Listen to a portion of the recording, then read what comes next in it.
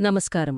ఈరోజు మనం హైదరాబాద్ వరంగల్ మధ్య ప్రతిపాదించిన నమో భారత్ ర్యాపిడ్ రైలును చర్చిస్తున్నాం. అవును. ఈ ప్రాజెక్ట్ వస్తే ఆ రెండు నగరాల మధ్య ప్రయాణం కేవలం 1 గంటకు తగ్గిపోతుందట. 1 గంటకే? అవును. ఇది తెలంగాణ స్వరూపాన్ని మార్చేస్తుందని చెప్తోంది. మరి ఈ కథనాన్ని ఇంకా ఎలా బలంగా మార్చవచ్చో చూద్దాం. తప్పకుండా. ప్రయాణికులకు ఎలా ఉపయోగపడుతుందో చెప్పే ప్రయత్నం జరిగింది. అవును. కానీ చెప్పే విధానాన్ని మనం ఇంకా మెరుగుపరచవచ్చు. అంటే స్క్రిప్ట్లో ఉద్యోగులకు, వ్యాపారులకు సమయం ఆదా అవుతుందని చెప్పారు కదా, అది మంచి పాయింటే కదా? అది మంచి పాయింటే, కానీ చాలా సాధారణంగా ఉంది. ఇక్కడే మన మొదటి విశ్లేషణ మొదలవుతుంది. చెప్పండి. ఈ ప్రాజెక్ట్ ప్రభావాన్ని కేవలం గణాంకాలతో కాకుండా వ్యక్తిగత కథల ద్వారా చూపిస్తే అది ప్రేక్షకులకు మరింత బలంగా కనెక్ట్ అవుతుంది. అంటే ఆ ఫ్యాక్ట్స్ని ఒక స్టోరీ రూపంలో చెప్పమంటున్నారు. సరిగ్గా. ప్రస్తుతం స్క్రిప్ట్లో ఉన్న బలహీనత అదే. 3 గంటల ప్రయాణం గంటకు తగ్గుతుంది అని చెప్తే అది ఒక ఫ్యాక్ట్. అవును, ఒక సమాచారం మాత్రమే. దాన్ని మనమెల్లడూ అర్థం చేసుకుంటుంది.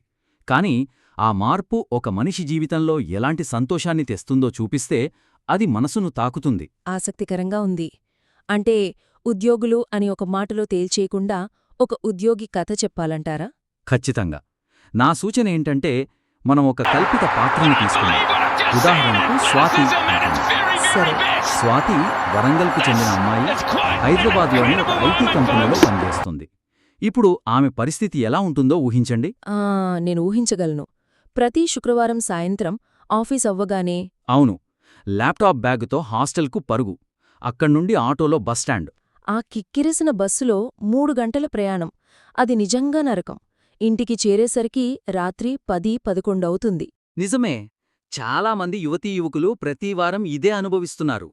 కేవలం ఒక్కరోజు తల్లిదండ్రులతో గడిపి ఆదివారం మధ్యాహ్నమే మళ్లీ తిరుగు ప్రయాణం.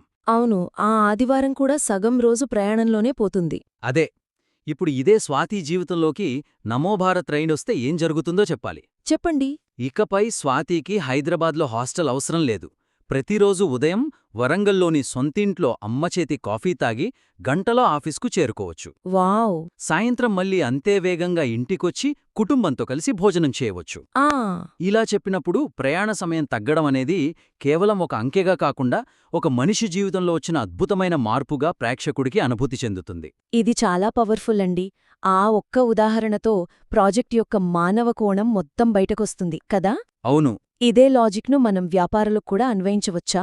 తప్పకుండా. పారిశ్రామిక అభివృద్ధి జరుగుతుంది అని చెప్పడం కంటే ఒక చిన్న వ్యాపారి కథ చెప్తే ఇంకా బాగుంటుంది. ఉదాహరణకి నా సూచన ఏంటంటే వరంగల్లో చిన్న టెక్స్టైల్ యూనిట్ నడిపే రమేష్ గురించి ఆలోచిద్దాం. సరే. ప్రస్తుతం అతను ముడిసరుకుల కోసం హైదరాబాద్లోని బేగం బజార్కు రావాలంటే ఒక రోజంతా పోతుంది. నిజమే. ట్రాన్స్పోర్ట్ ఖర్చులు, సమయం వృధా. చిన్న వ్యాపారులకివన్నీ చాలా ముఖ్యం. అవును. ఆ ఖర్చులన్నీ అతని లాభాలను తినేస్తాయి. ఇప్పుడు ఆర్ఆర్టీఎస్ వస్తే రమేష్ పరిస్థితి ఎలా మారుతుందో చెప్పాలి. ఎలా? రమేష్ ఉదయం వరంగల్లో రైలెక్కి గంటలో హైదరాబాద్ చేరుకోవచ్చు. కావాల్సిన సరుకు కొనుక్కుని మధ్యాహ్నానికల్లా తిరిగి తన యూనిట్లో పని మొదలుపెట్టవచ్చు. అంటే ఒకే రోజులో అంతా అయిపోతుంది. అంతేకాదు, తను తయారుచేసిన బట్టలను హైదరాబాద్లోని పెద్ద మార్కెట్కు రోజూ పంపించగలడు. ఇలా చెప్పడం ద్వారా పరిశ్రమలు వస్తాయి అనే వాగ్దానానికి ఒక ముఖం, ఒక కథ, ఒక ఆచరణాత్మక ఉదాహరణ ఇచ్చినట్లు అవుతుంది. అవును, ఇది ప్రేక్షకులకు మరింత సులభంగా అర్థమవుతుంది. కరెక్ట్. స్వాతి, రమేష్ కథలు వింటుంటే ఆ ప్రాజెక్ట్ ప్రభావం కళ్లక్ కట్టినట్టుంది. అయితే కేవలం కథలు చెప్తే సరిపోదు కదా, అంత పెద్ద ప్రాజెక్ట్కు నంబర్లు కూడా అంతే బలంగా ఉండాలి. అవును. ఆ విషయంలో స్క్రిప్ట్ ఢిల్లీ మీరట్ కారిడార్ ఉదాహరణను వాడుకుంది. అక్కడ 7 లక్షల ఉద్యోగాలు వచ్చాయని చెప్పింది. అది చాలా పెద్ద సంఖ్య. నిజమే. వినడానికి చాలా ఆకర్షణీయంగా ఉంది. కాని అదే సమయంలో అది ఒక బలహీనత కూడా కావచ్చు. అదెలా? ఇక్కడే మన రెండవ విశ్లేషణ వస్తుంది. ఢిల్లీ మీరట్ కారిడార్ ఉదాహరణను ఉపయోగిస్తున్నప్పుడు లక్షల ఉద్యోగాలు వంటి సాధారణ ప్రకటనలకు బదులుగా ఆ ఉద్యోగాల స్వభావం మరియు స్థానిక ఆర్థిక వ్యవస్థపై వాటి ప్రభావాన్ని విశ్లేషించడం చాలా ముఖ్యం. ఒక్క నిమిషం. 7 లక్షల ఉద్యోగాలు అనే నంబర్లో బలహీనతేముంది? అది ప్రాజెక్ట్ యొక్క విజయాన్ని సూచిస్తుంది కదా? అది సూచిస్తుంది, కాని దానికి లోతు లేదు.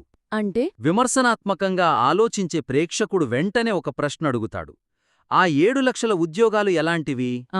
ప్రాజెక్టు నిర్మాణ సమయంలో వచ్చిన తాత్కాలిక కూలీల ఉద్యోగాల, రైలు మార్గం పూర్తయ్యాక ఆ ఉద్యోగాలు కూడా మాయమయ్యాయా?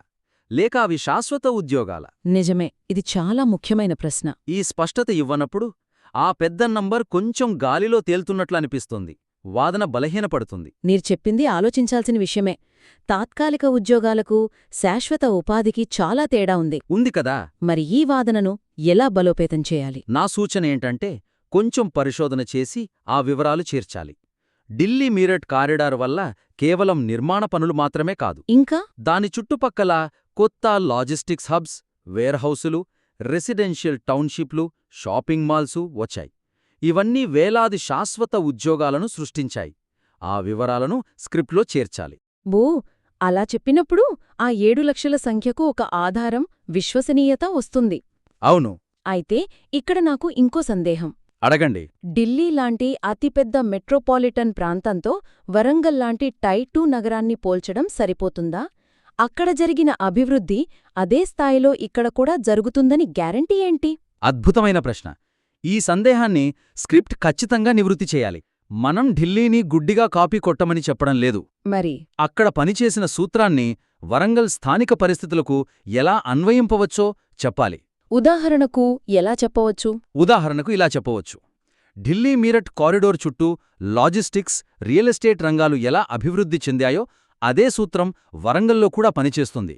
ముఖ్యంగా వరంగల్లో ప్రతిపాదిత Kakatiya mega textile park, IT హబ్లకు ఈ ఆర్ఆర్టీఎస్ ఒక జీవనాడిలా మారుతుంది. అంటే ఇప్పటికే ఉన్న ప్రణాళికలకు ఈ ప్రాజెక్ట్ ఎలా ఊతమిస్తుందో చెప్పాలంటారు. సరిగ్గా అదే. హైదరాబాదు నుంచి నిపుణులు, ఐటీ ఉద్యోగులు రోజూ వరంగల్కు సులభంగా వచ్చువెళ్లగలిగితే పెద్ద కంపెనీలు తమ బ్రాంచులను ఇక్కడ పెట్టడానికి ముందుకొస్తాయి. కరెక్ట్. టెక్స్టైల్ పార్కుకు అవసరమైన సప్లై చైన్ వ్యవస్థ ఈ కారిడార్ వెంబడి అభివృద్ధి చెందుతుంది అని చెప్పినప్పుడు ఉద్యోగాల కల్పన అనేది కేవలం ఒక సంఖ్యగా కాకుండా ఒక వాస్తవిక ప్రణాళికగా కనిపిస్తుంది.